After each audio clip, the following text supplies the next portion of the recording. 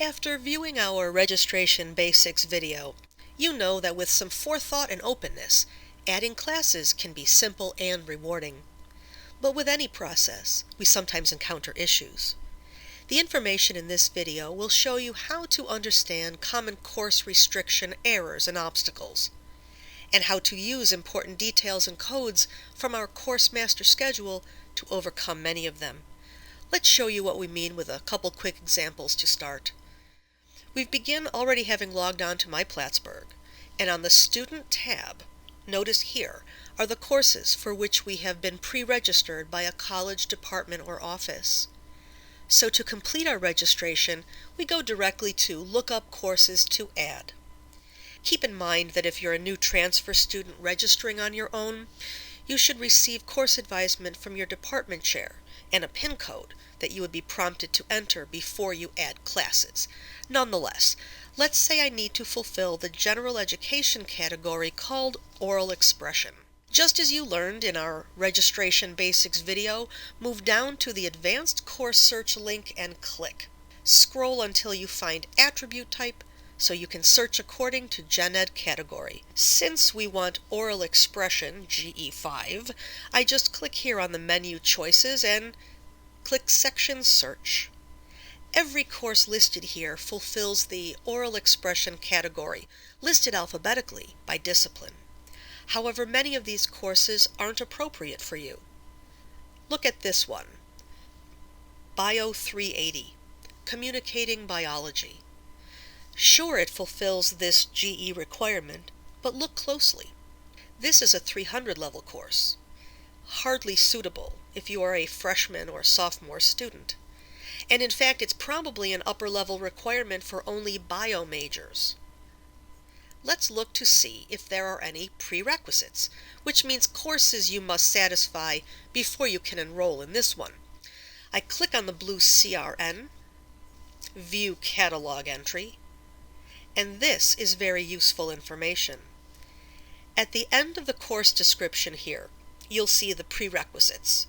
A student must already have satisfied Bio 101, Bio 102, English 101, and be at least a junior.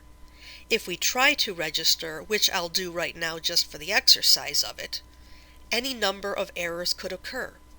We'll go back 2 screens to the course listings, click on a section of Bio 380, but if you see here the first and second section listed have C's before them.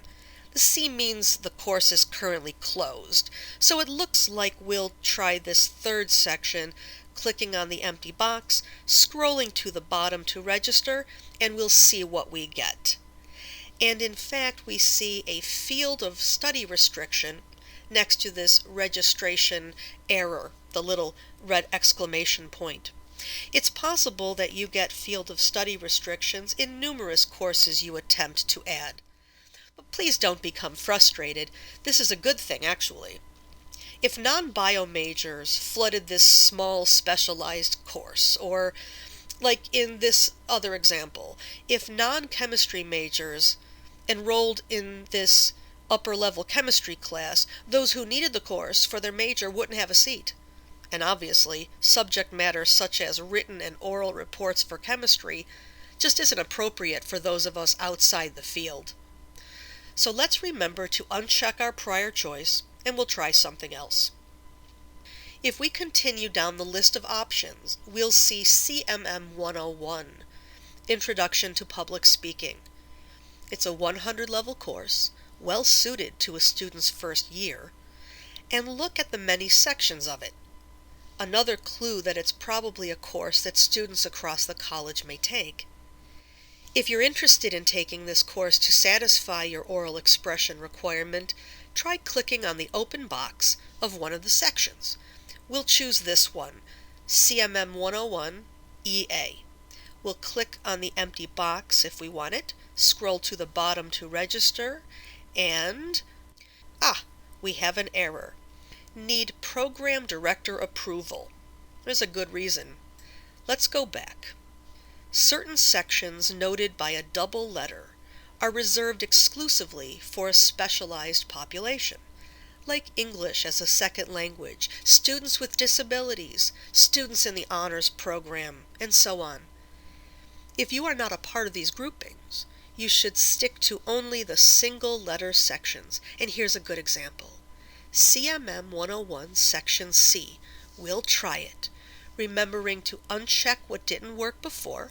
We'll check mark Section C to the bottom, hit register, and we'll see what we get. Another error. Well, this one's a really important one. We'll go back again to look so we can explain something important to you. These columns of numbers. CAP tells you the capacity for the course, the maximum number we should typically enroll in this course. ACT is short for the actual number of students already enrolled. Subtract that and you get the REM, or seats remaining column.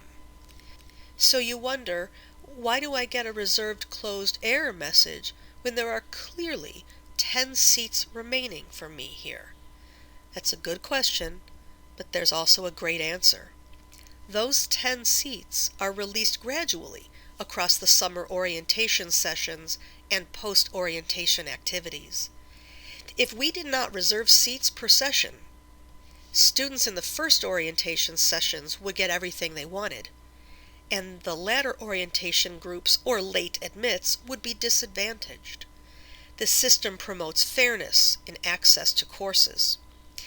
So, a wise student would take a good look at these remaining columns. Look at the numbers, and if there are only 7 seats in this section, whereas there are 19 seats remaining in that section, you must know you stand a much better shot with one of these. So let's try it. Section F, where 19 seats remain, it's a single letter. So we'll check the box, unclick what didn't work, and register. And as predicted, notice the web register message. It's a success. We're set. As you can see, poking around in just this one category provided us the chance to teach you about many dimensions of course selection. There's a few more left, so we'll try adding another course, this time to show us some more registration nuances.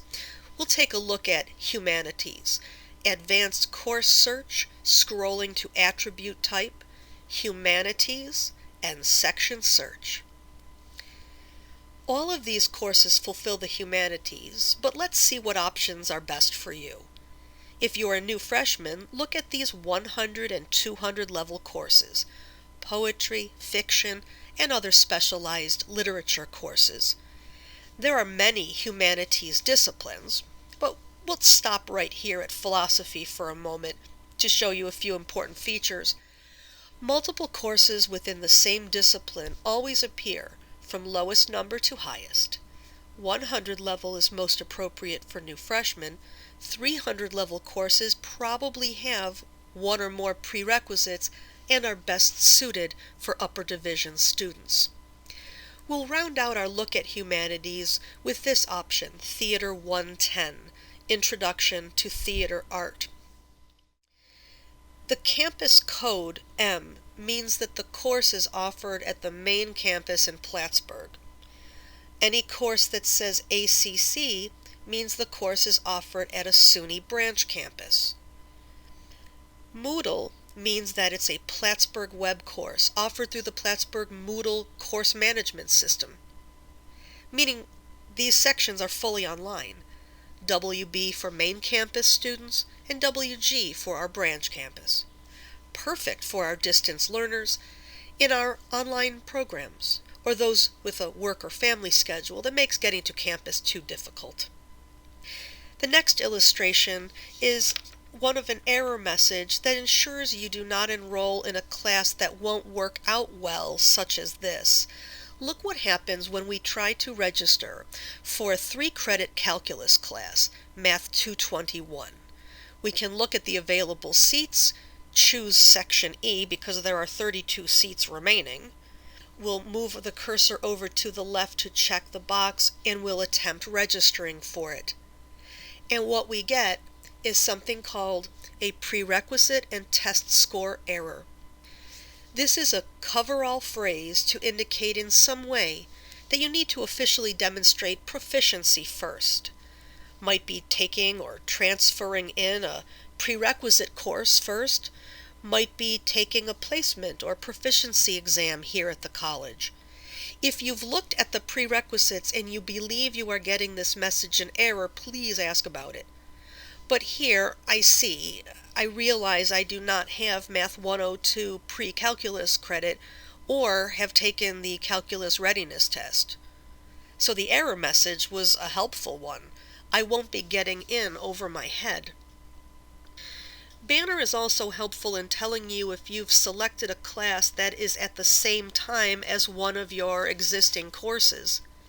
If you see here, it clearly reads that you have a time conflict, so you don't have to slow yourself down when registering by constantly checking the times of everything.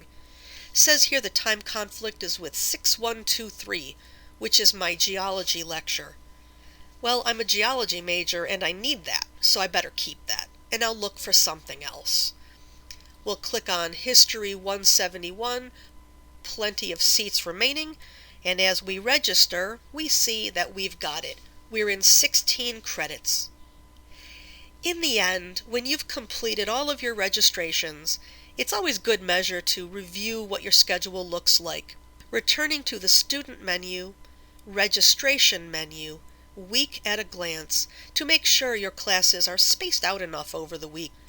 A compressed schedule is difficult to manage despite how it looks on paper. But here we're in great shape. No time crunches, things are spread out nicely, and only on a couple of occasions do we have classes back to back, but they happen to be in the same building. You just learned quite a bit about error messages and special circumstances when registering on Banner. For us to have explained every detail, it's too overwhelming. But to have given you only the basics, we found that insufficient for you to get the job done comfortably. Our intention was to find an ideal middle ground. We provided you with many complete demonstrations. In doing so, the mechanics of Banner searches and reading course listings grow in familiarity for you. Registration is no longer the unknown. We want you to be comfortable with the process, and even when you face course restrictions, now you'll understand why. We wish you well in your course registrations, and especially in your new beginning at SUNY Plattsburgh.